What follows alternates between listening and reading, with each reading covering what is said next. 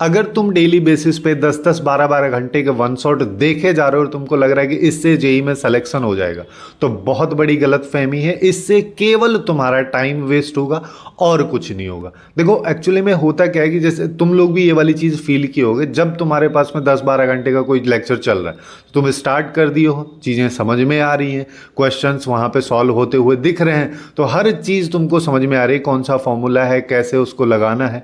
लेकिन जैसे ही लेक्चर खत्म होता है, उसके बाद कहानी खत्म, तुम्हारा दिमाग कंप्लीटली बंद हो जाता है, चीज़ें फिर समझ में नहीं आती हैं। खुद से क्वेश्चंस लगाने बैठते हो तो क्वेश्चंस बनते नहीं। तो एक्चुअल में यहाँ पे होता क्या है कि तुम पूरे पूरे लेक्चर को एक मूवी की तरह देखते हो, जो कि कभी भी प्रोडक्टिव नहीं है। और एकदम ऑनेस्टली अगर बात की जाए तो 10 से 12 घंटे का अगर कोई लेक्चर है, तुम उसको देख रहे हो और एक साथ में देख रहे हो, तो तुम कभी भी पूरी तरीके से एक्टिव रह ही नहीं पाओगे, पहली चीज़ तो। दूसरी चीज़, ज़्यादातर दिक्कत क्या होती है स्टूडेंट्स को, जब ये लेक्चर कंप्लीट हो जाता है तो उसके बाद थोड़ा सा अच्छा डोपामिन फील होता है कि हाँ भाई हो गया है मेरा, ये वाला पोर्शन मैंने कंप्लीट कर लिया। लेकिन जैसे ही क्वेश्चन लगाने जाओगे, जैसे ही PYQ सॉल्व करने जाओगे, अब खत्म, कुछ भी समझ में नहीं आएगा, इस क्वेश्चन को कैसे करना है, कैसे नहीं करना है।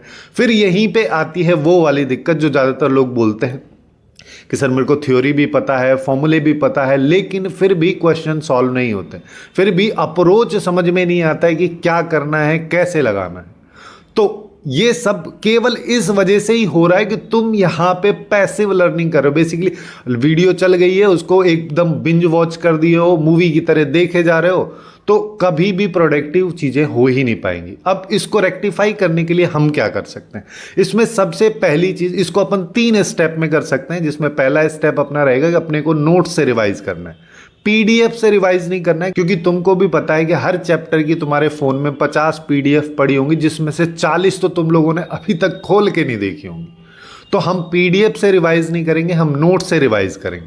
और एक बार पूरे चैप्टर को रिवाइज कर लेंगे, फिर बार बार रिवाइज नहीं करेंगे। अब दूसरा स्टेप हमारा ये रहेगा कि हमको PYQs की हेल्प से, क्वेश्चंस की हेल्प से ये देखना है कि क्वेश्चंस कहाँ कहाँ से, किस किस सेगमेंट से बनते हैं, जहाँ से पूछे जाते हैं। उनके फॉर्मूलाज वगैरह को याद करेंगे, कैसे क्वेश्चन को सॉल्व किया जाता है उसको याद करेंगे। अगर कोई फॉर्मूला याद नहीं हो रहा है तो 10 बार, 20 बार, 25, 30, 40 जितना हो सके उतनी बार लिख के प्रैक्टिस करना है, लेकिन फॉर्मूला याद करना। फिर इसके बाद हम आएंगे थर्ड स्टेप पे। थर्ड स्टेप में हमको करने हैं क्वेश्चन सॉल्व भर भर के, ठीक है। जो ये सेगमेंट हर चैप्टर का हम निकाले हैं सारे सब्जेक्ट में, जिन चैप्टर्स को अपन जेईई मेंस के लिए प्रिपेयर कर रहे हैं उनका, अब उनके क्वेश्चंस हमको करने हैं, PYQs करने हैं। PYQs का तुम ऑर्डर 21 से 25 तक कर सकते हो, लास्ट में 22 वाला कर लेना, क्योंकि अगर तुमको डिफिकल्टी क्वेश्चंस को सॉल्व करने में होती, और अगर तुमको ये वाली दिक्कत आती है कि हमको अप्रोच समझ में नहीं आता है, तो पहले अप्रोच समझ लो, 2, 4, 5, 10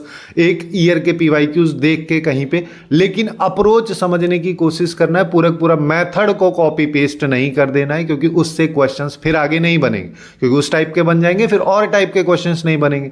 तो जैसे ही तुमको अप्रोच समझ में आए, फिर उसके बाद में क्वेश्चंस को खुद से प्रैक्टिस करना है। ये एकदम हार्ड ट्रूथ है जेईई का कि जब तक तुम खुद से प्रैक्टिस नहीं करोगे कुछ नहीं होगा। कितने भी लेक्चर देख लो, कितने ही वन शॉट देख लो, उससे कवर कर लो, उससे कोई फायदा नहीं है जब तक तुम खुद से प्रैक्टिस नहीं करोगे।